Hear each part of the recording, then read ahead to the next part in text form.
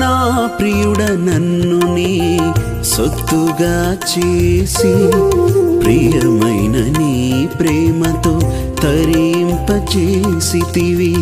నా ప్రియుడా నన్ను నీ సొత్తుగా చేసి ప్రియమైన నీ ప్రేమతో తరింపచేసితివి.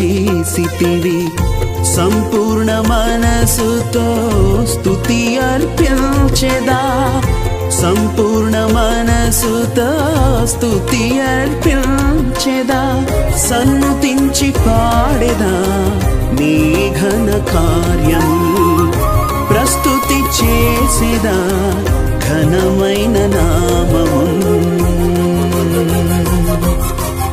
ఆరాధింతును నిన్నే నా ప్రియుడా,